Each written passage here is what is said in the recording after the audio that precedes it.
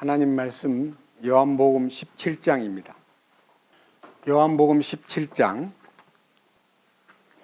1절 말씀부터 5절까지를 오늘 본문으로 봉독하겠습니다. 요한복음 17장 1절입니다. 예수님께서 이 말씀들을 하시고 눈을 들어 하늘을 향해 이르시되 아버지여 때가 이르렀사오니 아버지의 아들을 영화롭게 하사 아버지의 아들도 아버지를 영화롭게 하도록 하옵소서. 아버지께서 그에게 모든 육체를 다스리는 권능을 주셨사오니 이것은 아버지께서 그에게 주신 모든 자들에게 그가 영원한 생명을 주게 하려 하심이니이다. 영생은 이것이니 곧 그들이 유일하신 참 하나님 아버지와 아버지께서 보내신 자 예수 그리스도를 아는 것이니이다. 내가 아버지를 땅에서 영화롭게 하였사오니 곧 내가 아버지께서 내게 하라고 주신 일을 끝마쳤나이다. 오 아버지여, 세상이 있기 전에 내가 아버지와 함께 가졌던 그 영광으로 이제 아버지와 함께 나를 영화롭게 하옵소서. 5절까지 말씀을 봉독했습니다. 다시 한번 기도드리겠습니다. 영광과 존귀를 받으시기에 합당하신 주님, 이 더럽고 비천한 죄인들을 십자가에 흘리신 피값으로 다 구속하시고 우리로 하여금 주님이 주시는 그 거룩하심 안에 참여케 하여 완전하고 하나님이 원하시는 그 거룩한 경지에 우리를 이끌어서 하나님 아버지께 영광을 돌리고 살 수 있도록 이끄신 놀라운 사랑과 은혜를 감사드립니다. 우리가 지금 여러 가지 주변 환경과 코로나로 인해서 많이 제한을 받고 생활에도 많이 어려움이 있지만 우리는 주님을 마음 가운데 모시고 주님을 섬김으로써 담대하게 믿음 안에서 또 주님이 주신 명령을 수행하는 데 있어서 조금 더 우리가 주저함이 없이 순종하고 충성하기를 원합니다. 오늘 요한복음 17장의 말씀을 통해서 주님이 우리에게 가르쳐 주시고자 하시는 큰 뜻을 열어주셔서 우리로 하여금 신앙생활에 더욱더 전진된 믿음과 또 주님과의 진정한 관계를 더 깊게 가짐으로써 주님 나타내는 삶에 부족함이 없도록 우리를 이끄시옵소서.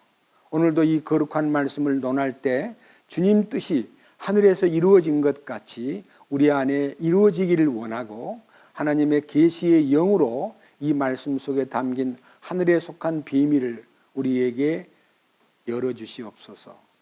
우리 주 예수 그리스도의 이름으로 기도드렸습니다. 아멘. 이 요한복음 17장은요 주님의 기도입니다. 요한복음 17장 1절 바로 위에 제목이 주님의 기도해서 자신을 위하여 라고 되어 있고 요한복음 17장 6절에 주님의 기도 제자들을 위하여, 그 다음에 요한복음 17장 20절에 주님의 기도 모든 성도들을 위하여, 이렇게 세 종류의 기도를 이 요한복음 17장에 다 기록해 놓았습니다. 이 기도를 제가 읽고 또 읽고 또 읽어볼 때 무슨 놀라운 사실을 보았느냐 하면 기도는 대부분 다 한 번 하면 끝난 줄 알지만 이 기도는 2000년 동안 살아있는 기도입니다. 지금도 이 기도가 효력을 발생하고 있습니다. 기도는 하나님과의 대화입니다. 그런데 이 기도가 우리들이 이 요한복음 17장에 나타나 있는 주님의 기도가 우리에게 얼마나 은혜가 되고 이 믿음의 활력소가 되고 이 기도가 지금도 하나님과의 관계를 통해서 우리에게 그 기도의 응답이 오고 있는데 우리는 미처 알지 못하고 주님의 기도 그러면요 마태복음 6장 9절 이하에 있는 주기도문을 주님의 기도로 알고 있고 또 그것을 열심히 틈나는 대로 외우고 했습니다. 저는 제 생각에 우리 집에서 어릴 때 초등학교 2학년 때부터 예수 믿기 시작해가지고 기도가 잘 안 되면요, 우리 어머니가 주기도문 하고 자자. 그래서 주기도문 하고 잠을 잤고, 또 아침에 기도를 해야 되는데 기도를 잘 못하니까 주기도문 하고 하루를 시작하자 해서 하루에 2번 정도씩 주기도문을 외웠습니다. 그 기도를요, 1966년, 그러니까 제가 유교사변 날 때부터 예수를 믿었으니까 유교사변이 1950년에 났고 1966년이면 16년 동안 매일 하루에 2번씩 주기도문을 외웠습니다. 너무 열심히 외웠습니다. 눈만 감으면 하늘에 계신 우리 아버지여, 이름이 거룩히 여김을 받으시오며 나라의 임하옵시며 뜻이 하늘에서 이루어진 것 같이 땅에서도 이루어지이다. 오늘날 우리에게 일용할 양식을 주옵시고 하고 주기도문을 외우면요, 그렇게 기도하는 것이 하나님의 뜻인 줄 알고 그냥 어릴 때부터 주기도문을 했는데, 나중에 좀 성장한 후에는요, 중학교 2학년 때부터는 주기도문을요, 새벽기도 가서 또 한 번 하고, 일어날 때 한 번 하고, 낮에도 한 번 하고, 밤에도 한 번 하고, 자기 전에. 그러니까 주기도문 하루에 적어도 1~2번씩 했고, 그렇게 다 만약 헤아리면 한 달에 100번씩 하는 거예요. 100번 이상씩. 그럼 1년은 1000번 이상씩 한 거예요. 많이 주기도문을 외웠습니다. 1966년 11월 25일 날 주님을 만나고 죄사함의 은혜와 영원한 속죄의 눈을 뜬 후부터 성경을 그냥 줄줄 읽던 성경을 좀 더 관심을 갖고 기도하면서 읽으니까 눈에가 딱 나타나는데, 마태복음 6장 9절 보겠습니다. 마태복음 6장 9절. 6장 9절 제가 읽겠습니다. 그러므로 너희는 이런 식으로 기도하라. 하늘에 계신 우리 아버지여, 아버지의 이름이 거룩히 여겨지게 하옵시며 아버지의 왕국이 임하옵시며 아버지의 뜻이 하늘에서 이루어진 것 같이 땅에서도 이루어지이다. 이 주기도문을 이런 식으로 외우라고 되어 있지 않고 이런 식으로 기도하라. 제가 거기서 깜짝 놀랐습니다. 그래서 이걸 놓고, 하나님, 이 주기도문이 외우는 게 아니고 이런 식으로 기도하라고 했다면 어떤 방법으로 기도하라는 겁니까? 하고 계속 기도하는 가운데 이 주기도문이 그냥 외우는 게 아니고 그 뜻을 하나씩 하나씩 생활 속에 옮겨서 생활에서 기도하라는 걸 알게 되었습니다. 그것이 1966년도 제가 이 죄사함 받은 은혜를 깨닫고 이 말씀을 읽다가 깨달아진 거예요. 1968년도 군에서 제대를 했습니다. 그때가 25살 때입니다. 저 남해 금산자락에 있는 내산이라는 고심파에서 만들어 놓은 기도원에 저는 제대를 하고 나서 이제는 하나님 앞에 나의 남은 인생을 어떻게 꾸려갈 것이며 어떻게 내가 내 인생을 살아갈 것인가를 주님에게 여쭙기 위해서 산에 기도하러 올라갔습니다. 거기서 40일 동안 기도했습니다. 산속에서 혼자. 그런데 첫 주간에 저희가 아는 교회의 여수 동광교회라는 교회의 전도사님이 교인들 한 20명을 인솔해가지고 기도원에 들어오셔서 기도를 하고 있습니다. 저는 제가 혼자서 기도를 하겠다고 남자 기도원실에서 숙소를 정하고 이제 기도를 필요할 때 하고 성경을 보고 있는데, 그날따라 비가 막 억수로 내리는데, 봄비가 내리는데, 아니 기도하러 오신 분들이 전부 다 나무 밑에서 막 비를 맞고 그냥 기도하고 있는 거예요. 저는 방에서 비를 피해서 성경을 보고 있다가 갑자기 제 마음속에 저렇게 비를 맞고 소리 지르면 하나님이 더 기뻐하실까? 하나님, 정말 저렇게 비를 맞고 기도하면 하나님이 더 좋아하시나요? 이러면서 기도를 비 맞고 하는 그들을 위해서 기도하다 보니까 막 가슴이 막 메이는 거예요. 아닌데 하나님은 그렇게 비 맞고 비 속에서 그냥 소리 지르면 하나님이 이뻐한다고 생각이 안 되고 안타까워서 이제 내려갔어요. 그렇지? 전도사님, 인솔자이신 전도사님을 찾았더니 전도사님도 비 속에서 기도하고 계셔요. 전도사님, 제 생각에는 비 속에서 기도하는 것보다 비가 오면은 방에 들어와 가지고 성경 보면서 말씀도 공급받고, 말씀은 주께서 주신 말씀이고 기도는 주께 드리는 말씀인데 주고받고 해야지. 비 속에서 그냥 기도한다고 뭐가 됩니까?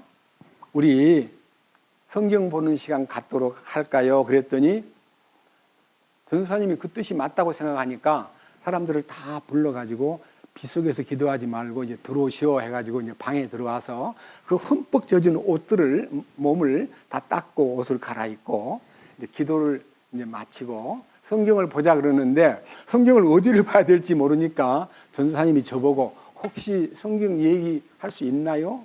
사실 25살 된 청년이기 때문에 전도사님이 저를 볼 때 그렇게 세련된 성경을 전할 사람이라고 몰랐던 것 같아요. 아는 사이긴 사이지만.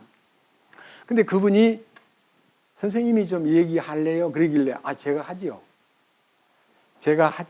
대담하게 제가 하지요 하고 다 40대 50대의 나이 드신 집사님, 여자분들이 한 19명인가 되고 남자가 3명 되는 22명이 모인 자리에 자, 오늘 첫 시간 우리 다 같이 이 마태복음 6장 9절에서 13절까지의 주기도문을 한번 함께 하겠습니다. 다 같이 주기도문 합시다 하고 하늘에 계신 우리 아버지여 이름이 거룩히 여김을 받으시오며 하고 이제 기도를 다 이제 복창해서 외우고 난 다음에 오늘은 첫 시간입니다. 제가 사랑하는 여러 식구들에게 주기도문에 대한 내용을 한번 얘기해 볼게요. 주기도문을 이렇게 기도하라고, 개역 성경에는 이런 식으로가 아니고요. 이렇게 기도하라고 되어 있기 때문에 이렇게 외우라고 되어 있는 것 같은데 아니올시다예요. 이렇게 외우는 게 아닙니다. 이렇게 살아라는 겁니다. 첫째, 하늘에 계신 우리 아버지. 죄송합니다. 질문하겠습니다. 아버지가 되려면 어떻게 해야 됩니까? 낳아줘야 돼요. 나를 낳아주신 분이 아버지예요.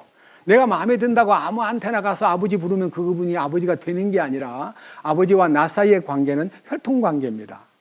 그와 같이 하나님과 나 사이의 관계는 예수님의 보혈로 인연이 맺어져야 되는데 로마서 8장 16절에 성령이 친히 우리 영으로 더불어 우리가 하나님의 자녀인 것을 증거하신다고 했는데 죄송합니다. 집사님은 언제 성령을 통해서 아들이 되었습니까? 아시겠습니까? 22명한테 물었는데 아무도 자신 있게 네, 하나님 아버지가 제 아버지가 된 것을 믿습니다라고 말하는 분이 없고요. 어떻게 해서 하나님 아버지를 부르게 되었나요? 솔직하게 얘기하세요. 교회 나오니까 그냥 하나님 아버지가 아버지인가 보다. 딴 사람이 아버지하고 부르니까 나도 따라 부르기 시작했죠. 그랬더니 다 네 그러는 거예요. 아닙니다. 하나님 아버지가 나의 아버지가 되기 위해서는요, 성령을 받아야 됩니다. 죄 사함을 받고 하나님의 자녀가 되는 그 요한복음 1장 12절에 영접하는 자, 곧 그 이름을 믿는 자들에게는 하나님의 자녀가 되는 권세를 주셨다고 했습니다. 하나님의 자녀가 돼야 하나님이 아버지가 된 거 아닙니까? 언제 하나님의 자녀가 된 적이 있나요? 하고 단도직입적으로 질문하기 시작하니까요. 모두가 다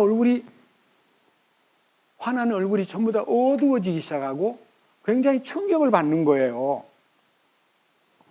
이렇게 해서 한 30분 동안요, 이 22명한테 개인 질문해가지고 이제 오늘은 그만하고 다음에는 이름이 거룩히 여김을 받으시오며를 다음 시간에 하겠습니다. 하루에 2번씩 모이기로 해요. 아침 저녁으로. 그럼 저는요, 이 말씀을 선포하기 시작하면서부터 그 음식을 마음에 결정하고 이 말씀을 다 전하기까지 6번 강해를 했는데 사흘 동안 금식을 했습니다. 물 한 모금도 안 먹고. 그리고 얘기를 할 때 그 사람들 속에서 대답하는 것이 뭔가 민감하게 보이면 기도하러 가려고 할 때 집사님 저하고 개인적으로 얘기 좀 합시다 하고 맨투맨으로 개인 전도를 했습니다. 그러니까 시간이 되면은 아침에 눈 뜨고 첫 시간에 주기도문 강해를 하고 저녁 때 또 1시간 하고 이렇게 하면서 낮 시간에 기도하는 시간에서 마음에 뭔가 진지하게 말씀을 듣는 태도가 좀 제 마음에서 얘기를 하고 싶다고 느낀 사람을 남게 해가지고 1대1로 전도를 했습니다. 사흘 되는 날에 22명이 다 구원을 받았습니다. 박풍림 집사님이라는 나이가 많으신 할머니 집사님이 나는 개인 상담 안 해. 저 사람하고 내가 왜 상담을 해야 돼? 하고 저를 처음부터 개인으로 만나지 않겠다고 마음을 딱 먹고 있던 그 할머니가 사흘 되는 날, 저 사람이 왜 그 음식을 하지?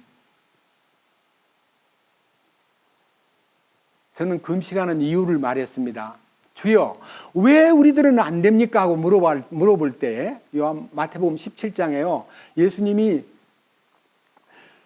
산에 올라가서, 번화산에 올라가서 제자들 요한과 베드로와 야고보를 데리고 올라가가지고 산에서 영광스러운 그 하나님의 그 영광을 덧입은 예수님의 모습을 보여주고 내려올 때에 제자들 9명이 산 아래에 있었는데 어떤 정신 착란에 빠진 사람을 데리고 아무리 돌보려고 해도 일이 안 일어나니까 예수님께 도움을 구하고 예수님이 즉시 그를 낫게 하신 후에 제자들이 어떻게 하면 그렇게 능력이 나타날 수 있습니까? 왜 우리는 안 됩니까? 하니까 기도와 금식 외에는 다른 방법이 없다고 하신 대답을 저는 마음에 지니고 이들을 주께로 인도하기 위해서 제가 금식을 해야 되겠다는 것을 마음에 정하고 이제 금식을 하고 있는데 그 박풍림 집사라는 분이 나중에 그러더라고요.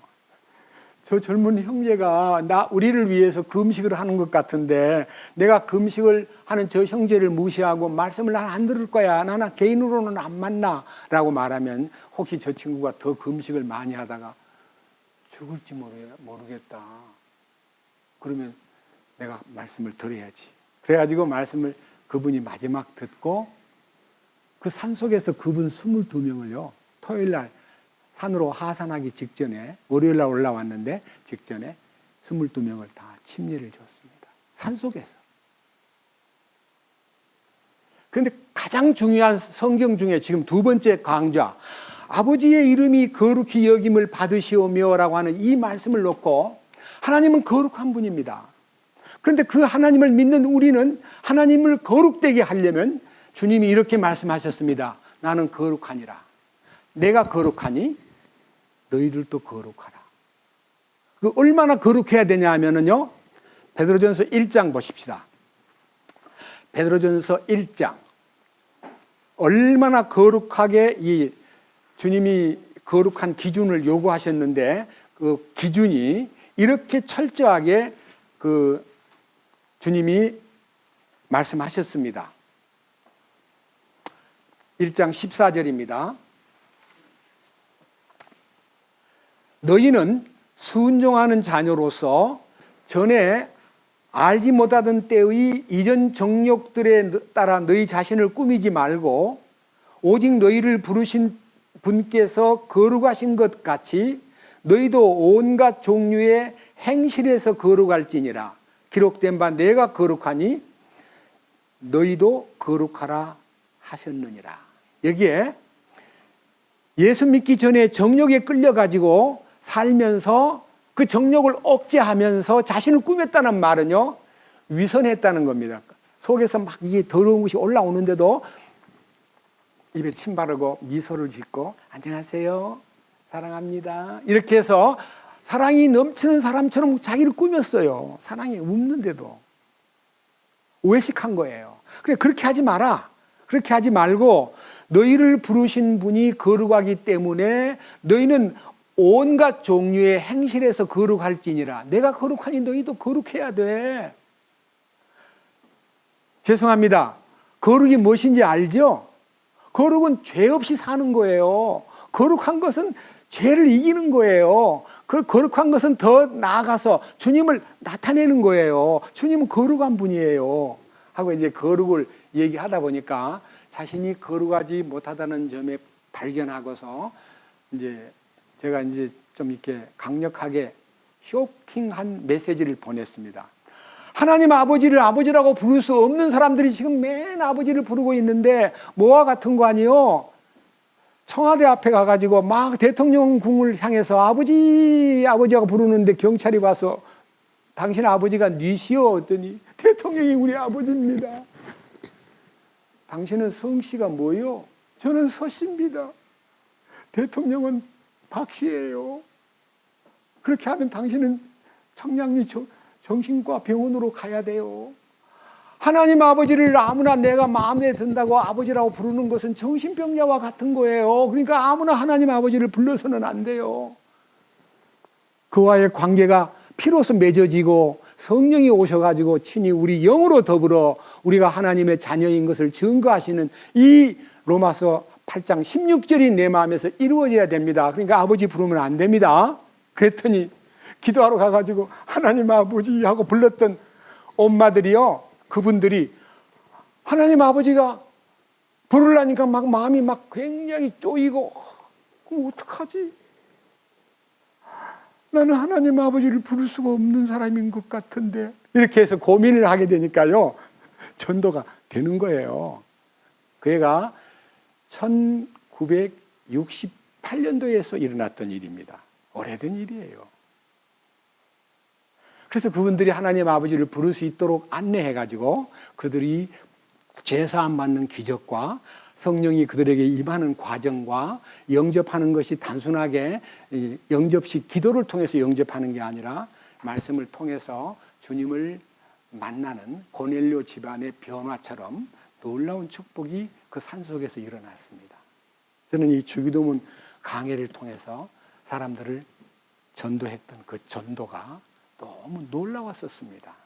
자, 그리고 지금 교단에 제가 조사를 해보니까요, 교단에 주기도문을 매번마다 외우는 교회가 있고 주기도문을 안 하는 교회가 있습니다.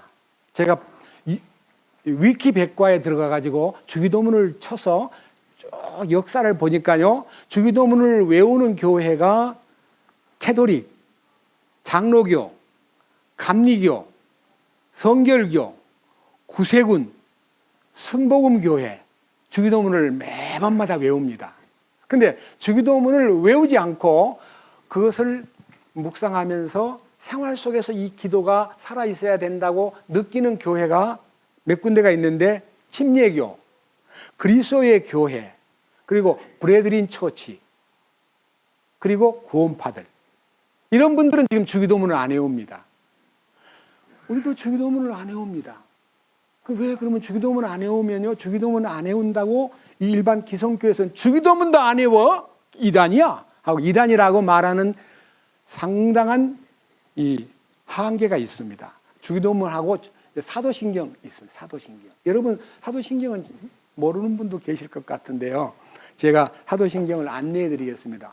이 새 찬송가 1페이지 딱 열면요 주기도문이 나오고 사도신경이 나옵니다. 이 사도신경은요, 자 보세요. 주기도문은 옛날 방법 주기도문이 있고요, 새번역 주기도문이 생겼는데, 새번역 제가 읽어볼게요. 하늘에 계신 우리 아버지, 아버지 이름을 거룩하게 하시며 아버지의 나라가 오게 하시며 아버지의 뜻이 하늘에서와 같이 땅에서도 이루어지게 하소서. 오늘 우리에게 일용할 양식을 주시고 우리가 우리에게 잘못한 사람을 용서해 준 것 같이 우리 죄를 용서해 주시고 우리를 시험에 빠지지 않게 하시고 악에서 구하소서. 나라와 권능과 영광이 영원히 아버지의 것입니다. 아멘. 이게 이제 새번역 주기도문입니다. 여러분 그 중에 한 가지요, 제가 실제적으로 강하게 추궁한 것이요, 이 끝부분에 우리가 우리에게 잘못한 사람을 용서해 준 것 같이 우리 죄를 용서해 주옵시고가 마치 하나님께 용서받으려면은 내가 용서를 해줘야 하나님이 네 용서를 해줘야 내가 용서해 준단 말이야. 이렇게 용서를 우리가 미리 해야 하나님이 용서해 준다고 생각하는 기도입니다. 이거는 아버지를 부를 수 있는 사람이 하는 기도이기 때문에 용서를 받았기 때문에 용서하는 거예요. 서로 인자하게 하며 불쌍히 여기며 서로 용서하기를 하나님이 그리스도 안에서 너희를 용서하심 같이 하라. 하나님께 용서를 받으면 용서 못할 죄가 없어요. 하나님께 용서를 받으면 모두에게 용서해 줄 수 있는 힘이 생겨요. 그거를 실행하라는 겁니다. 그러니까 용서받은 네가 용서를 베풀고 그 다음에 네가 실수한 거나 문제가 생길 때 아버지께서 저를 용서해 주신 것을 믿습니다. 저도 그들을 용서했습니다. 아버지, 제가 생활 속에서 잘못한 거 용서해 주세요 라고 친근하게 주님과 대화할 수 있다는 겁니다. 용서의 조건은 용서를 하라 그러면 용서하리라 아니라 용서를 받으라 그러면 용서가 되리라. 용서가 된 것을 실행하라 그러면 네 생활 속에도 구체적인 용서가 뒤따르리라. 그런 뜻입니다. 아시겠죠? 그래서 그 용서는 주께로부터 먼저 용서를 체험해야 그 용서가 나의 삶의 용서로 퍼져나가고 그 용서가 누구는 되고 누구는 안 되고가 아닙니다. 다 용서가 돼야 됩니다. 그 용서가 다 된 것을 주님 앞에 고백하면서 용서해 주신 덕분에 용서하게 되었고 용서해 줄 수 있는 사람에게 다 용서가 지금 끝났습니다. 아버지, 제 삶 속에 잘못된 거 있으면 용서해 주십시오 라고 비는 기도입니다.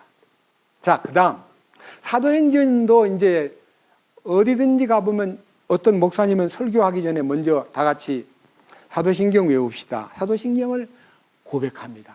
그 사도신경이라는 게 찬송가 지금 2페이지에 사도신경이 나와요. 여기 옛날 사도신경이 나오고 새 사도신경이 나오는데 새 사도신경을 읽어드리겠습니다. 뭐라고 되어 있는가 들어보세요. 찬송가 책이 새 찬송가 책이 있으면 펴서 봐도 됩니다. 자, 사도신경 세 번요. 나는 전능하신 하나님 아버지 하나님 천지의 창조주를 믿습니다. 나는 그의 유일하신 아들 우리 주 예수 그리스도를 믿습니다. 그는 성령으로 잉태되어 고난을 받아 십자가에 못 박혀 죽으시고 본디오 빌라도에게 고난을 받아 십자가에 못 박혀 죽으시고 장사된 지 사흘 만에 죽은 자 가운데서 다시 살아나셨으며 하늘에 오르시어 전능하신 아버지 하나님 우편에 앉아 계시다가 거기로부터 살아있는 자와 죽은 자를 심판하러 오십니다. 나는 성령을 믿으며 거룩한 공교회와 성도의 교제와 죄를 용서받는 것과 몸의 부활과 영생을 믿습니다. 아멘. 이 사도신경도 제가 위키백과에 들어가서 유래를 딱 보니까요, 제가 적었습니다. 한번 들어보십시오. 사도신경의 유래는요, 첫째, 세례를 받는 신자가 믿음의 고백 형식으로 3세기 때부터 이것이 시작되었습니다. 서툴게 세례 받기 전에 저는 창조주 하나님을 믿습니다. 저는 그의 아들 예수 그리스도를 믿습니다. 예수님이 동정녀 마리아에게서 탄생하신 것을 믿습니다. 예수님이 빌라도에게 고난을 받아 십자가에 못 박혀 죽으신 것을 믿습니다. 그리고 장사된 지 사흘 만에 다시 살아나신 것을 믿고 그가 승천하시어 하나님 우편에 앉아 계신 것을 믿습니다. 그리고 그분이 언젠가는 이 땅에 산 자와 죽은 자를 심판하러 오신다는 사실도 믿습니다. 저는 성령님을 믿습니다. 그리고 교회의 주님의 이끄심과 성도의 교제를 믿습니다. 죄를 사해 주신다는 것과 마지막에 몸의 부활과 영원한 생명을 믿습니다. 이렇게 해서 믿음을 고백하는 고백서가 3세기 속사도 시대에, 속사도란 말은요, 사도들은 세상을 떠나버리고 그 이후에 속사도, 사도를 이어서 많은 주님의 일꾼들이 세례를 주려고 할 때, 이제 그 당시는 세례를 주는 것이 사실은 공통적이 아니고 원래 침례가 공통적입니다. 근데 나중에 교회가 점점 발전돼 가면서 사람 숫자가 많아지니까 어떻게 이 사람을 다 물에다 담궈 그냥 물 뿌리는 걸로 하자고 교회 안에서 그걸 바꾼 거예요. 그래서 이 사도신경 외우는 거를요, 4세기에 캐톨릭, 그러니까 캐톨릭, 이제 우리 천주교가 옛날부터 있었잖아요. 4세기가 야, 이거 세례 문답만 아니라 이거는 우리 신앙 고백으로 삼자. 그래서 사도신경을 다듬어 가지고 그것을 좀 공식화했던 거를요, 나중에 10세기에 이르러 콘스탄티노플의 신경과 함께 니케아 신조가 발표될 때 같이 주기도 이 사도신경도 이 삽입을 해가지고 지금부터 한 10세기니까 1000년 전부터 교회 안에서 이 사도신경을 외우기 시작했습니다. 사도신경이란 말이에요. 사도들이 믿었던 신앙 신조를 우리들도 따르자 해서 하나님 창조주 하나님 믿는 거, 제가 이제 창조주 하나님을 믿는 거, 독생자 예수를 믿는 거, 예수님이 성령으로 잉태된 것을 믿는 거, 빌라도에게 못 박혀 죽으신 것과 장사된 지 사흘 만에 부활하신 것과 승천하셔서 하나님 우편에 앉으신 것과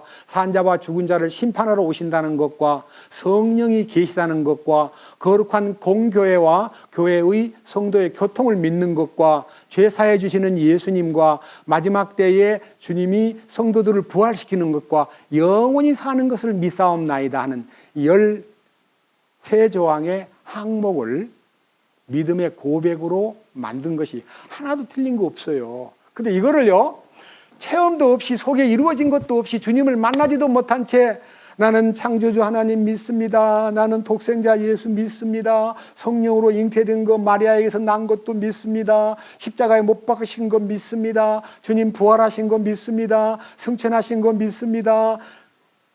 그렇게 해서는 안 되는 거예요. 입으로 그렇게 되뇌인다고 되는 거 아니다 이거예요. 그래서 제가요, 이 성경 안에서 그리스도와의 연합에 대한 얘기가 많이 나오는데, 이 연합이라는 것이요, 로마서 6장에 주님의 죽으심에 연합하고 주님의 묻히심에 연합하고 주님의 부활에 연합하고 주님의 승천에 연합하는 놀라운 경험을 가져야 이 고백이 생활 속에서 되는 거예요. 이걸 외워가지고 막 전능하사 천지를 만드신 하나님 아버지를 내가 믿사오며 그 외아들 예수 그리스도를 믿사오니 이는 동정녀 마리아에게 나시고 본디오 빌라도에게 고난을 받으사 십자가에 못 박혀 죽으시고 장사된 지 사흘 만에 죽은 자 가운데서 살아나시며, 이렇게 해서 그거를 외운다고 거룩해지는 거 아니에요. 뭔 말인지 아시죠? 이거 외우는 것 갖고는 안 돼요. 이것이 속에 이루어져야 돼요.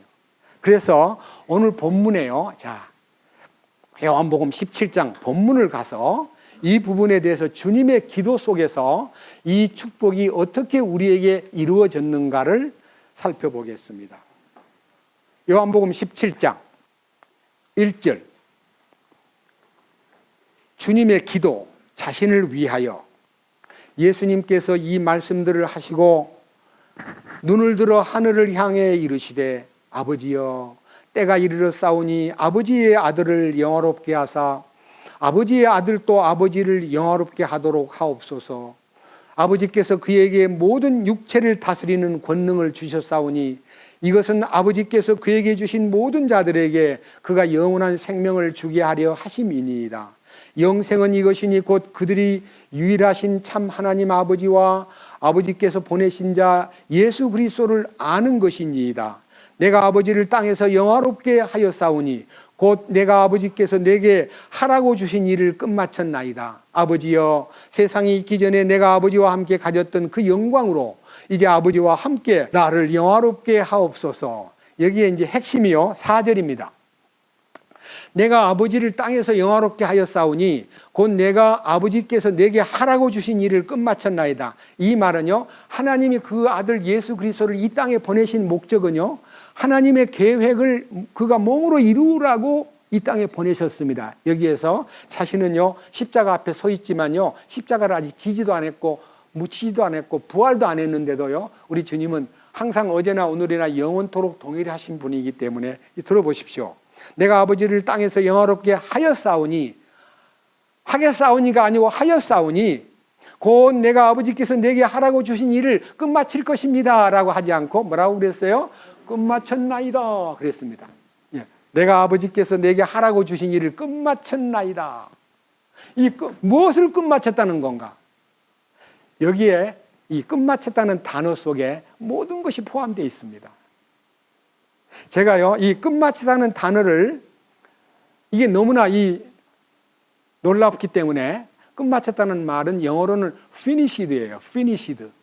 그런데 문제는요, 이 단어가 갖고 있는 뜻이 몇 군데 성경으로 열려 있는데 제가 열어놓은 성경을 한번 읽어보겠습니다. 자, 다 같이요. 요한복음 4장, 요한복음 4장으로 갑니다.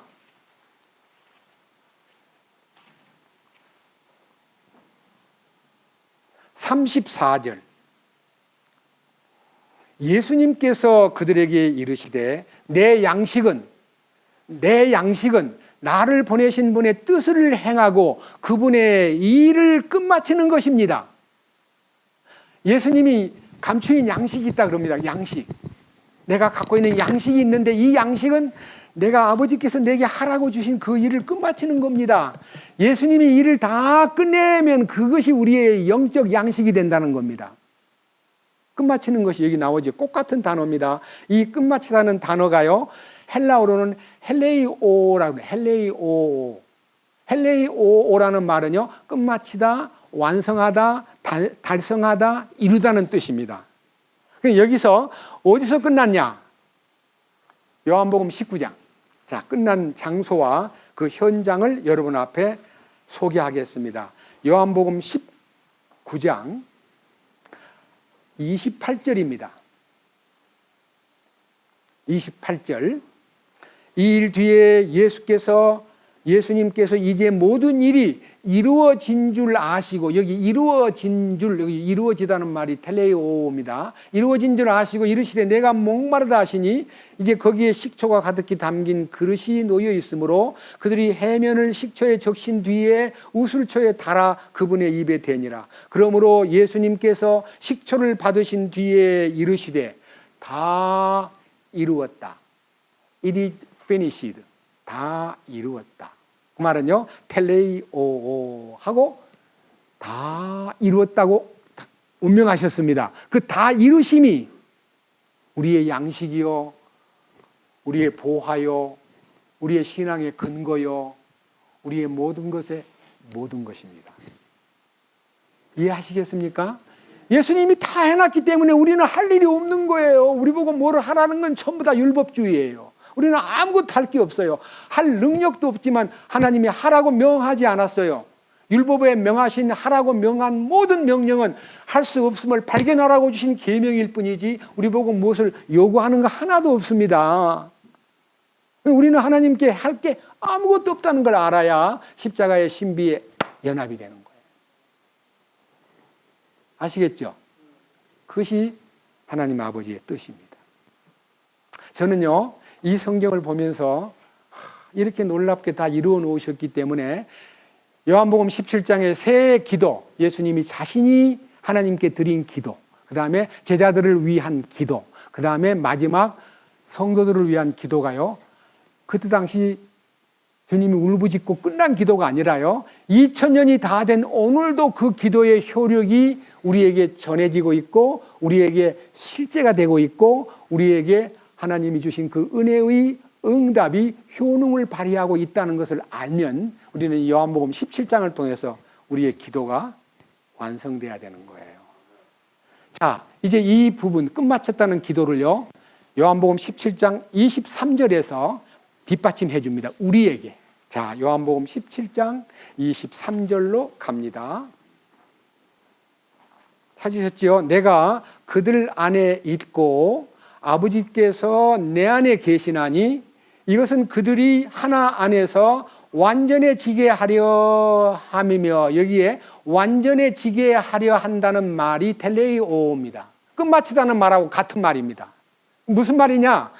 하나님이 우리를 완전케 하기 위해서 너는 나와 하나가 돼야 돼. 나와 하나가 되면 된단 말이야. 내가 아버지하고 하나가 된 것 같이 너희들도 아버지 안에 들어와서 하나가 되면 돼 하는데, 제가 이 참 아름다운 이 부분을요, 제가 며칠 전에 수요 모임 때 줌에서 유대인 신약 성경을 제가 지난 3월 24일 날 구입을 했는데 그걸 계속 읽다 보니까 너무 놀라운 거예요. 오늘 지금 읽은요, 이 요한복음 17장 23절을요, 그 책에서 한번 따왔기 때문에 한번 읽어볼게요. 자, 23절. 여러분 책을 보세요. 뭐라고 써 있는가? 요한복음 17장 23절. 내가 그들과 연합했고 아버지는 나와 연합했습니다. 이는 그들이 완전히 하나가 되게 하려는 것이며 아버지께서 나를 보내시고 나를 사랑하신 것처럼 그들도 사랑하셨다는 것을 세상이 알게 하려는 것입니다. 사랑이 완성되었다는 거예요. 그것은 조건이 내가 그들하고 연합했고 아버지는 나와 연합을 했습니다. 그들도 나와 연합하면 됩니다. 이거를요 21절 이것은 그들이 다 하나가 되게 하려 함이니이다.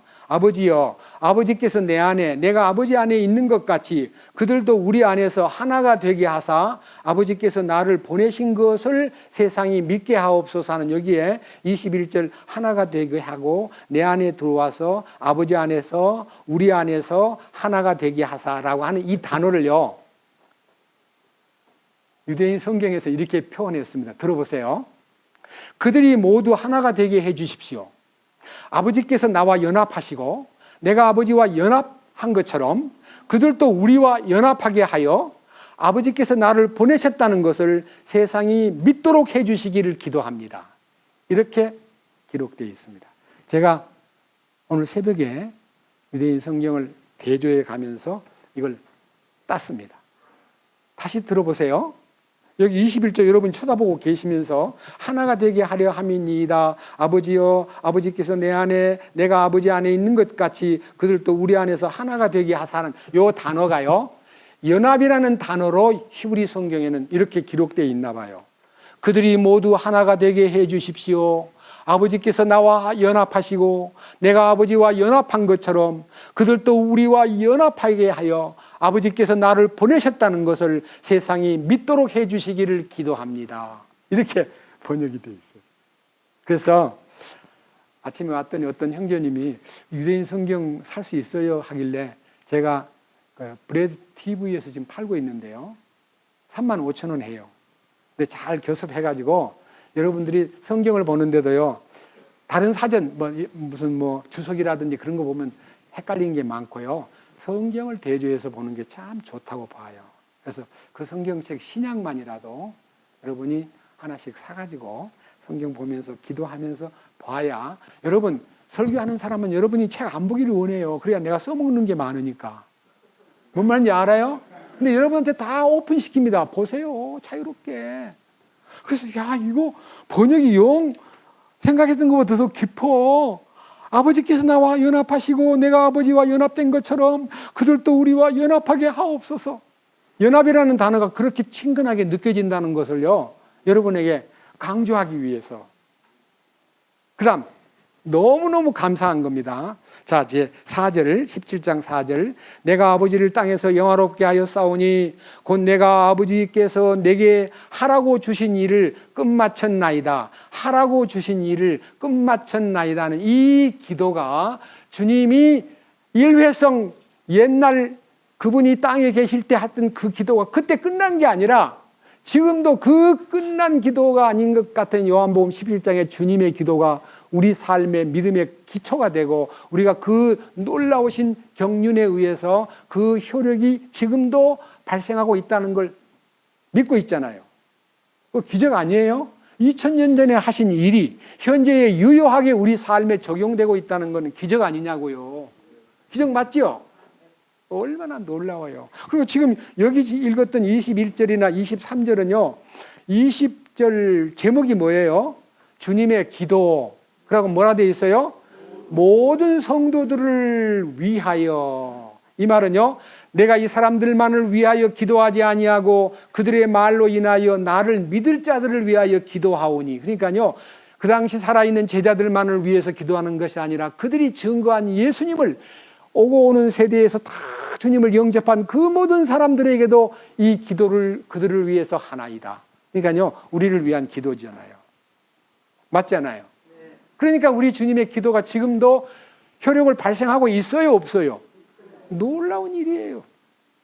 저는 이 성경 이렇게 깊고 오묘한 것을요, 사실 지난 주간 우리가 그 비디오 집회를 했기 때문에 제가 지난주에는 설교를 못했습니다.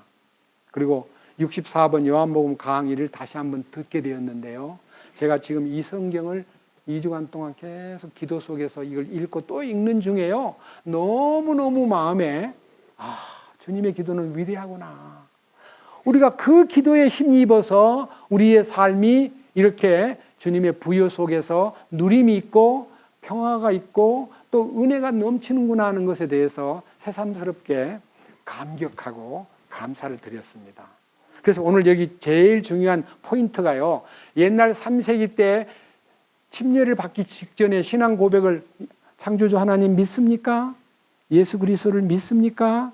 그의 탄생이 동정녀의 탄생인 것을 믿습니까? 그가 십자가 지신 거 믿습니까? 그가 묻히시고 사흘 만에 부활하신 거 믿습니까? 이렇게 문답식으로 믿습니까? 믿습니까? 라고 묻는 것보다도 자기가 대답하게 만드는 사도신경을 만들어가지고 그것을 신앙 고백으로 썼는데, 이것이 점점 교회 안에서 신앙 고백으로 바꿔져 가지고 이걸 무조건 암송을 합니다. 외우는 거예요.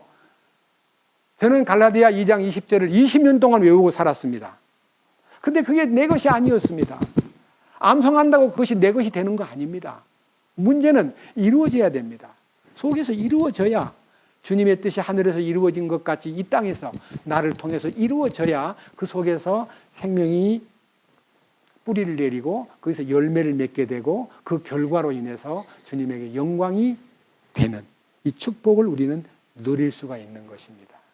그래서 오늘 이 요한복음 17장 1절에서부터 5절까지 주님이 자신을 위해서 기도하신 것만 아니라 하나님 아버지의 영광을 위해서 이 땅에 오셨고 그 이루신 일이 하나님께 모두가 다 영광되는 일로 이렇게 나타났기 때문에 아까 읽었던 4절, 내가 아버지를 땅에서 영화롭게 하였사오니 곧 내가 아버지께서 내게 하라고 주신 일을 끝마쳤나이다. 하라고 주신 일을 끝마쳤다는 것에 대해서 핵심적인 포인트를 두고요, 여러분 앞에 이 부분을 말씀으로 한번 함께 상고하고자 합니다. 무엇을 했다는 거냐? 아버지께서 내게 끝마치라고 하라고 주신 일을 끝마쳤다는 그 일이 무슨 일이냐? 이 일을요 하나씩 더듬어 보겠습니다. 요한복음 6장 이제 앞으로 가가지고 38절을 보겠습니다. 요한복음 6장 38절. 예수님이 이 땅에 오신 목적입니다. 요한복음 6장 38절. 나는 내 뜻을 행하려고 하늘로부터 내려오지 아니하고 나를 보내신 분의 뜻을 행하려고 내려왔느니라. 나를 보내신 아버지의 뜻은 이것이니 곧 그분께서 내게 주신 모든 것 중에서 내가 하나도 잃지 아니하고 마지막 날에 그것을 다시 일으키는 것이니라. 나를 보내신 분의 뜻은 이것이니 곧 아들을 보고 그를 믿는 모든 자가 영존하는 생명을 얻는 것이니라. 마지막 날에 내가 그를 일으키리라 하시니라. 그러니까요, 하나님은 예수님을 이 땅에 보내신 목적은요, 아담이 사탄에게 속아서 선악과를 따먹고 하나님께 관계가 깨져버리고 하나님께 버림을 받아서 에덴 동산에서 쫓겨나가지고 아주 땀을 흘리고 수고하고 탄식하고, 그리고는 가인이 아벨을 죽이듯이 죽이고 방황하고 사람들에게 너무너무 원망스럽고 조그만한 말 한마디에도 상처를 입고 뒹굴고 이 인생들을요, 하나님께 다시 되돌리기 위한 예수님의 이 일을 통해서 인류를 그분 안에서 하나도 잃어버리지 않고 구원받게 하려고 우리를 위해서 이 땅에 오셨고, 그 아버지의 뜻이 예수님을 통해서 이루어진다는 것이 하나님의 계획입니다. 내 아버지의 뜻은 아버지께서 내게 주신 모든 자를 하나도 잃지 않고 다 그들을 구원받게 하고 마지막 날에 일으키는 것이 내가 이 땅에 온 목적이다라고 했는데, 여기에서 가장 중요한 것은요, 여러분 생각에 꼭 잊지 말아야 될 것은요, 다 용서했으면 다 끝난 건데 왜 지금도 용서 못 받은 사람이 많은가? 이것은요, 에덴 동산에서 인간을 만드실 때부터 우리가 지금 이 역사가 끝날 때까지 인간에게는 하나님의 신성한 자유의지를 주었습니다. 자유의지. 내가 하늘과 땅을 두고 맹세하노니 네가 복을 받기 위해서 선을 택하든 네가 그것을 거절하고 배반하든 너 자유다. 이 자유의지를, 우리 인간을 로봇으로 만들지 않았습니다. 선택권이 있는 거예요. 장로교는 예정론을 가지고 우리는 꼼짝 못하게 하나님이 예정했다. 그 예정된 대로 운명이 정했다 그러는데 그 운명을 예정을 미리 하신 게 아니라 자유의지를 어떻게 행사했는가를 하나님이 다 알고 계시기 때문에 예정할 수가 있는 겁니다. 예정을요 하나님이 미리 하는 게 아니고 아무개는 지옥, 아무개는 천국하고 정한 게 아니라 저가 영접하지 않고 끝까지 자기 의지를 따라 자유의지를 사탄에게다가 딱 휘를 꽂고 나를 따라오지 않는다는 것을 그분이 아셨기 때문에 정할 수가 있는 거예요. 미리 아셨기 때문에 미리 정하는 거지 미리 정해가지고 운명을 결정짓는 거 아닙니다. 로마서 8장에 미리 아심을 따라 미리 정하시고 그를 부르시고 그를 영화롭게 하신다고 말씀하셨습니다. 그러니까 하나님의 예정은 하나님의 결정이 아니고 하나님이 예지를 하셔서 예정하신다는 거 잊지 마십시오. 아시겠죠? 우리 하나님 우리를 다 알아요. 그러니까 정할 수 있어요. 근데 여기에 모든 사람들이 구원을 받으며 진리를 아는 데 이르기를 원하신다는 말씀이요. 저로 하여금 저도 이제 이 깊은 뜻을 모를 때는요. 구원받은 저가 대단하게 존재가 아주 하나님 앞에 이렇게 승귀 높아진 것 같아가지고 구원 못 받은 저 사람들은 지옥 갈 사람들이야 하고 무시하고 깔보던 때가 있었습니다. 멋모르고 예? 구원도 안 받은 것들이 아이고 지옥 갈 것들이 라고 함부로 속으로 욕하던 때가 있었으면 겉으로는 말을 안 했지만 그랬는데 2000년 십자가의 연합을 깨닫고 나니까요 말씀이 막 가까이 다가오는데 막 너무 죄송하고 너무너무 확실해가지고 주님 앞에 용서를 구하고 그동안 많은 세월을 교만하고 무시하고 그리고 제가 너무 자긍심을 갖고 있었던 거 용서해 주시고 이제 그들을 위해서 남은 생애를 정말 쏟겠습니다. 용서해 주시고 인도해 주십시오라고 기도했습니다. 요한일서 2장 2절입니다. 이 말씀이 저를 굴복시킨 겁니다. 요한일서 2장 2절. 자, 뒤로 넘기셔가지고 요한일서 2장은요 페이지로 364페이지군요. 2절. 그분은 예수님 말합니다. 예수님은 우리의 죄들로 인한 화해 헌물이시니 우리의 죄라는 말은요 믿음을 가진 우리들의 죄를 위해서 화목 제물이 되셨다라고 하셨고 우리의 죄들뿐 아니요 우리의 죄들 믿는 우리의 죄들뿐 아니요 무슨 죄들까지 온 세상의 죄들로 인한이란 말은 때문에 온 세상 죄 때문에 화해 헌물이 되셨다. 그러니까요 찬송가에도 있잖아요. 온 세상 죄 담당한 어린 양은 죄 많은 자 불러서 구속하네. 자기가 죄인인 것만 알면 주님 앞에만 나서면 용서해 주신 기초가 있기 때문에 다 용서가 됐다는 것을 알려주는 것이 우리의 전도입니다. 그래서 사도행전 10장에 하나님께서 깨끗하게 하신 것을 네가 속되다고 하지 마라. 베드로야 나는 그 고넬료의 집안 식구를 다 구원해 놨어. 너는 가서 말만 하면 돼. 하고 고넬료의 이방인에게 접근이 금지되었던 유대인의 고정관념을 깨트리면서 네가 부정하다고 하지 말고 내가 다 깨끗하게 해놓았으니 가서 말해. 그러면 돼. 베드로가 입을 여는 순간에 그들이 깨끗해진 축복을 발견하고 이방인 중에서 최초로 고넬료라는 이탈리아 군대의 백부장이 구원을 받고 그의 가족과 그의 친구들이 구원받은 사건이 사도행전 10장, 11장에 잘 나와 있습니다. 우리는 이 말씀에 근거해가지고 우리 주변에 구원 못 받은 사람을 우리가 불쌍히 여겨야 돼요? 아니면 무시해야 돼요? 우리가 말로라도 속말로라도 지옥 갈 것들이 어이구 까불기는 교만한 것들 지옥이나 가거라 이런 말 하면 돼요 안 돼요? 주님은 모든 사람이 구원을 받으며 진리를 아는데 이르기를 원하셔요. 주님은 모든 사람을 구원하셨어요. 우리의 할 일은 그들을 위해서 어떻게 우리가 주님의 말씀을 전해주는 그의 디딤돌로 나를 딛고라도 주님께 나아갈 수 있는 내가 디딤돌이 돼야 되겠다는 마음의 간절한 갈망과 기도가 있어야 돼요. 아시겠죠? 우리 주님이 이 일을 위해서 모든 것을 우리에게다 위임을 했습니다. 네가 자유의지를 따라서 선택을 했지만 내가 이루어 놓은 축복 안에서 너는 마음 놓고 은혜를 누리고 그리고 이 땅에서 그 축복을 전하는 일에 게을리하지 않았으면 좋겠다 하는 뜻이 이 성경에 있는 것입니다. 그래서 이제 요한복음 아까 봤지만 누가복음 24장으로 건너가 가지고 말씀을 함께 살펴보겠습니다. 누가복음 24장. 신약성경 134페이지입니다. 24장 25절입니다. 이에 그분께서 그들에게 이르시되 오 어리석고 대언자들이 말한 모든 것을 마음에 더디 믿는 자들이여, 그리스도가 이런 일들로 고난을 당하고 자기의 영광에 들어가야 함이 마땅하지 아니하냐 하시고, 모세와 모든 대언자들의 글에서 시작하여 모든 성경 기록들에서 자기에 관한 것들을 그들에게 풀어 설명해 주시니라. 여러분들이 성경을 보고 여러분들이 자의적으로 해석하거나 유명한 주석가들의 해석을 보고 거기에 매이지 마십시오. 주님이 그 말씀을 통해서 자기를 알려주는 성령님의 이끄심이 있다는 것을 믿으셔야 됩니다. 여러분 구원받고도요, 어떤 사람의 설교에 매여서는 안 됩니다. 제 설교를 100% 의지해서도 안 됩니다. 그런가? 말씀이 확실한가?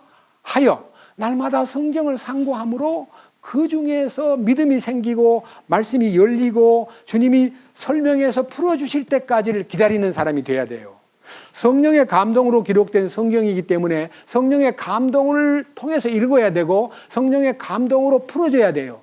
저는 이거를 의지해서 여러분 앞에 선포는 하고 있지만 100% 다 옳다고 장담할 수는 없습니다. 저도 부족한 데가 있고 표현이 부족하고 제게 주님이 덜 보여준 것도 있을 수 있기 때문에 여러분들이 진심으로 말씀에 의지해서 주님께 매달리면요, 성령 주님께서 자기에 관한 것들을 풀어 설명해 주신다고 말씀했습니다.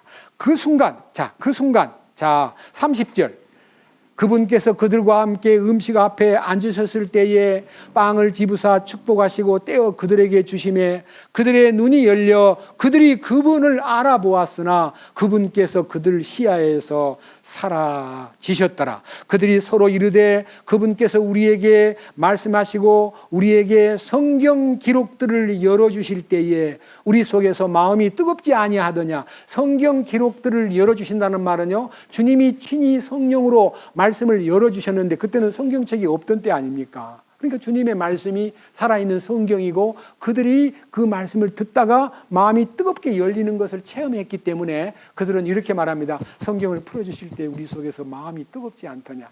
구약 성경 아마 이사야서 53장이든지 기타 성경들을 주님이 말씀을 통해서 열어주셨을 때 그들이 마음의 뜨거움을 느끼면서 부활하신 주님이다 하고 알아보는 순간에 그분이 부활하신 주님이야 하는 순간에 그들의 시야에서 사라졌다는 말은요, 주님이 어디론가 사라져버린 것이 아니라 그들 속으로 임재하신 거예요.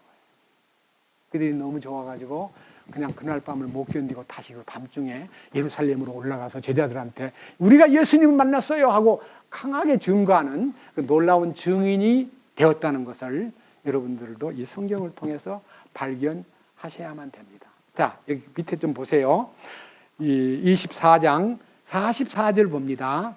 또 그분께서 그들에게 이르시되 내가 여전히 너희와 함께 있었을 때에 너희에게 말한 말들 곧 모세의 율법과 대언자들의 글과 시편에 나에 관하여 기록된 모든 것이 반드시 성취되어야 하리라 한 말들이 이것들이라 하시고 그때 그들의 지각을 이어사 그들이 성경 기록들을 깨닫게 하시며 또 그들에게 이르시되 이같이 기록되었은즉 이같이 그리스도가 고난을 받고 셋째 날에 죽은 자들로부터 일어나는 것이 마땅하며 또 죄들의 사면이 그의 이름으로 예루살렘에서 시작하여 모든 민족들 가운데 선포되어야 하리니 너희는 이 일들의 증인이라. 자, 이 놀라운 주님의 부활하심을 통해서 그들에게 죄들의 사면과 회개의 메시지가 예루살렘에서 출발해가지고 세계 모든 민족들에게 간다는, 이 민족들에게 전파되어야 한다는 이 얘기가 2000년 전에 하신 말씀인데 지금 전해지고 있어요? 안 전해지고 있어요? 우리에게까지 왔잖아요. 대한민국은 지도상, 이 지구의 지도상 극동 지역이며 극동, 가장 동쪽 끝이에요. 예? 이제 우리가요, 이 복음을 안고 복음이 왔던 원산지인 원류, 예루살렘으로 우리 민족이 이 왕국의 복음을 갖고 가야 될 마지막 주자로서의 우리 역할도 있다는 걸 믿습니다. 그래서 우리가 우리 자신만 유지하고 기뻐하고 나 예수 믿어, 나 구원받았어, 나 거룩하게 됐어, 나 주님 십자가에 연합해서 그렇게만 하고 살면 안 되고요. 이 축복을 소유한 사람으로서의 사명을 다하기 위해서, 그리스도의 대사 역할을 하기 위해서는 여러분들이 나를 우리 어디에, 나의 가정에, 나의 직장에, 나의 어떤 주변의 사람들에게 나를 주님이 파송시킨 나는 대사로 파송을 받았다는 걸 잊어서는 안 돼요. 이거 다 그리스도의 대사들입니다. 예? 난 늙었어, 나는 무식해, 나는 별로야, 이렇게 자기를요 스스로 깎아내리는 일은 절대로 금한 것입니다. 약할 때 주님은 그 강함을 더 나타내고 더 축복을 주시는 겁니다. 제가 요즘에 계속해서 암송하고 있는 성경 중에서 사도 바울 같은 위대한 주님의 일꾼도 이렇게 간증을 했습니다. 주님이 주신 그 은혜가 너무 크지만은요, 자기한테 너무 견딜 수 없는 나약한 점이 있어가지고 이 일을 위해서 주님 앞에 매달려가지고 계시들, 하나님의 계시들, 이 말씀의 계시가 넘침으로 말미암아 내가 분량 이상으로 높여지지 않게 하시려고 주께서 내게 육체 안에 가시고 사탄의 사자를 주사 나를 치게 하셨으니 이것은 내가 분량 이상으로 높여지지 않게 하려 하시니라. 주님, 내가 높여질까 봐 육체 안에 가시를 두셨군요. 내가 이 일들을 위하여 주께 3번 간청하였더니 이것이 떠나가도록 주께 3번 간청하였더니 그분께서 내게 이르시되 내 은혜가 네게 족하도다. 나의 강한 능력은 약한 데서 완전해지느니라 하셨느니라. 그러므로 내가 오히려 크게 기뻐하며 나의 연약한 것들을 자랑하리니 이것은 그리스도의 권능이 내 위에 머물게 하려 함이니라. 그러므로 내가 오히려 그리스도의 그 놀라운 이름으로 인하여 연약한 것들과 치욕과 궁핍과 핍박과 고난당하는 것을 기뻐하노니 내가 약할 그때에 내가 강하니라 하는 고백을 고린도 후서 12장 7절에서 10절까지 말씀했어요. 우리는 우리가 약해 있다는 그것을 핸디캡으로 생각하지 말고 주님, 내가 이 약한 것이 주님이 나를 더 채워주기 위한 하나의 발판일진데 내 이 약함을 나는 지니고 살겠습니다. 저도 약한 것이 많아요. 그래서 그 약한 것이 오히려 주님을 더 붙들고 의지하는 도구가 되었다는 것에 대해서 감사드리고 우리들은 이 말씀에서 주님이 이루신 축복을 우리가 이렇게 누려야 되겠구나 하는 것을 잊지 말아야 될 것 같습니다. 베드로의 간증을 한번 들어봅시다. 베드로전서 1장입니다. 베드로전서 1장 6절부터 봅니다. 베드로전서 1장 6절. 비록 지금은 필요가 있어 너희가 여러 가지 시험으로 인해 잠시 근심하고 있지만 그 구원을 크게 기뻐하나니 이것은 너희 믿음의 단련이 불로 단련해도 없어지는 금을 단련하는 것보다 훨씬 더 귀하여 예수 그리스도께서 나타나실 때에 칭찬과 존귀와 영광으로 드러나게 하려 하심이라. 주님 다시 오실 때 칭찬받기에 합당한 자, 영광받기에 합당한 자, 존귀를 받기에 합당한 자가 되기 위해서 이 육신 안에 머물러 있는 동안에 여러 가지 환경과 여러 가지 시련을 통해서 그를 불로 연단을 한다 그랬습니다. 우리 찬송가에도 불같은 시험 많으나 겁내지 맙시다. 구주의 권능 크시니 이기고 남겠네. 시련이 오고 어떤 어려운 일이 와도 주님의 능력이 나를 감싸고 있다는 것을 믿어야 되고 그로 인해서 이제 8절을 봅니다. 너희가 그분을 보지 못하였으나 사랑하는도다. 지금도 너희가 그분을 보지 못하나 믿으며 이루 말할 수 없고 영광이 가득한 기쁨으로 기뻐하나니 이는 너희가 너희 믿음의 결말 곧 너희 혼이 구원을 받았기 때문이니라. 그래서요, 우리의 믿음이 연약해져 가지고 늘 불안해하고 마음 아파하던 이 굴레, 이 육신의 굴레에서 해방받는 것은요, 혼의 구원이 이루어지면요, 모든 억압과 환경과 죄와 돈과 세상의 모든 유혹을요, 팍 박차고 이길 수 있는 힘이 생기는 거예요. 그래서 혼의 구원을 받으면요, 세상을 이기는 거예요. 밑에 보세요. 자, 10절. 이 혼의 구원이 얼마나 중요한 신앙의 덕목인가를 옛날 사람들이 연구했다고 합니다. 이 혼의 구원에 관하여는 너희에게 임할 은혜에 대하여 대언한 대언자들이 부지런히 조사하고 탐구하되 자기들 안에 계신 그리스도의 영께서 그리스도의 고난과 그 뒤에 있을 영광을 미리 증언해 주실 때에 그 영께서 무엇을 혹은 어느 때를 표적으로 보여주셨는지 탐구하였느니라. 예수님의 죽으심이 나와 무슨 관계가 있는가? 예수님의 그 죽으심 속에는 대속의 죽음이 있는가 하면 나와의 연합의 죽음이 있는데 그 연합의 죽음이 왜 나에게 필요한가를 어느 때 이것을 너에게 허락하기 위해서 축복을 거기다 담아 놓았다는 것인가? 어느 때를 표적으로 삼았는지를 우리가 연구를 통해서 맞구나. 주님이 이렇게 하셨구나. 그래서 이 축복에 대해서요, 천사들도 흠모한다 그랬어요. 12절. 그들이 자기들을 위해 그것들을 수행하지 아니하고 우리를 위해 수행하였음이 그들에게 계시되었는데 그것은 곧 복음을 선포한 자들이 하늘에서 보내신 성령님과 더불어 이제 너희에게 전한 것이요 천사들도 살펴보기를 갈망하는 것이니라. 천사들은 그런 축복이 없습니다. 그러니까 천사들도 그 축복을 우리 받는 이 십자가 연합의 비밀과 혼의 구원에 대한 축복을 받는 걸 보고 좋겠다 하고 천사들도 이 일에 대해서 갈망한다고 말했습니다. 그러니까 우리는요, 우리가 천사도 흠모하는 이 혼의 구원이 우리에게 이루어졌기 때문에 우리 자신들이 이제 옛날에는 너무 늘 쓰러지고 늘 우리가 실패하기 때문에 천사도 하나님께 보고하려니까 하나님 저 소원하면 맨날 쓰러져가지고 막 끙끙거리고 있어요. 어떻게 하면 좋아요? 이렇게 안타깝게 보고를 했더랬는데 이제 천사들이 그런 광경을 안 보고요. 이기는 삶을 살고 혼의 구원으로 인해서 너무너무 확신 있게 사는 걸 보고 하나님 많이 변했어요. 아니 정말 제가 편해요. 옛날에는 늘 곁에 있을 때 불안했는데 지금은 참 놀랍게 변했어요 하고 천사들이 가서 보고할 거 아닙니까? 하나님께. 뭔 말인지 아세요? 구원 상속권자를 위한 천사가 다 딸려 있습니다. 자매님의 천사, 형제님의 천사, 천사가